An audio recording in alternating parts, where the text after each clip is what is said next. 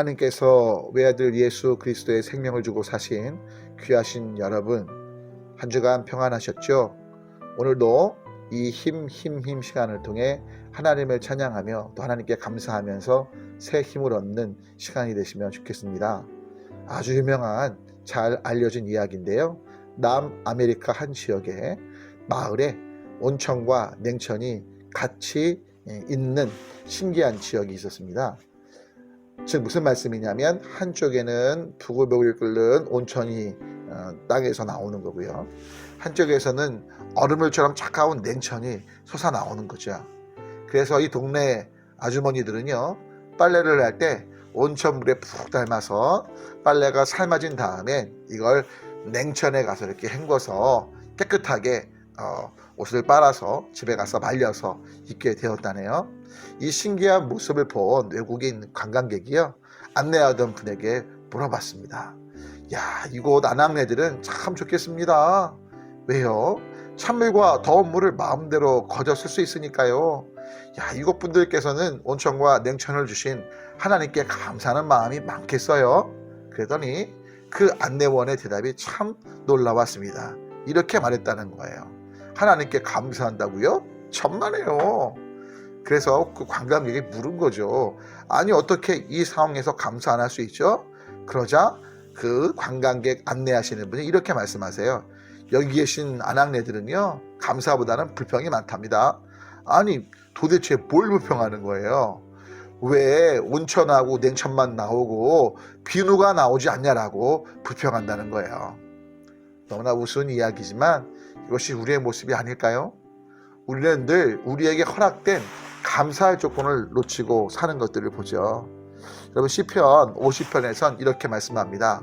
14절, 15절 말씀인데요. 감사로 하나님께 제사를 드리며 지존하신 이에게 너의 소원을 갚으며 환난 날에 나를 부르라. 내가 너를 건지리니 너가 나를 영화롭게 하리로다. 여러분, 우리 하나님께는요, 감사로 나아가는 것들이 필요합니다. 불평할 조건이 아니고 감사할 조건이 얼마나 많은지 볼 수 있는 믿음의 삶이 되시면 좋겠습니다. 실은 아담과 하와가 저지른 가장 큰 죄의 본질, 물론 자기 중심성도 맞지만 감사할 조건을 보지 못했던 데서 있게 된 것 또한 기억하셔야 합니다.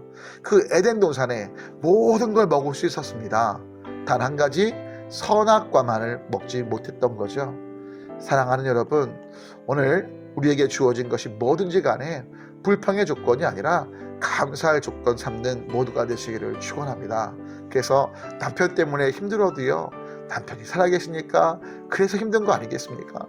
자녀 때문에 또는 여러 가지 직장생활 때문에 그래도 내가 일할 수 있고 또 섬길 수 있는 그 누군가가 있기에, 또 어떤 곳이 있기에 그렇게 힘듦이 있다는 걸 기억해 보면 이 모든 것들이 원망과 불평의 조건이 아니라 오히려 하나님께 감사하고 하나님을 힘입게 되는 복된 계기가 된다는 걸 잊지 않으시면 좋겠습니다.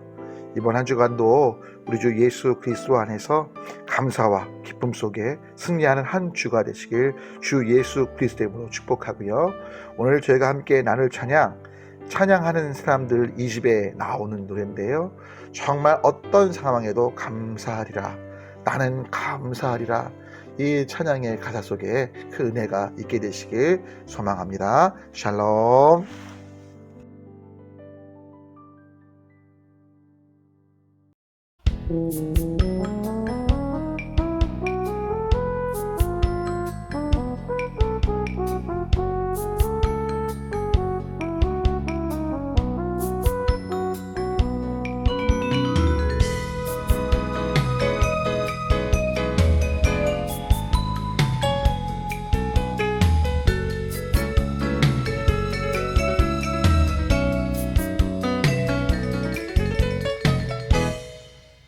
나는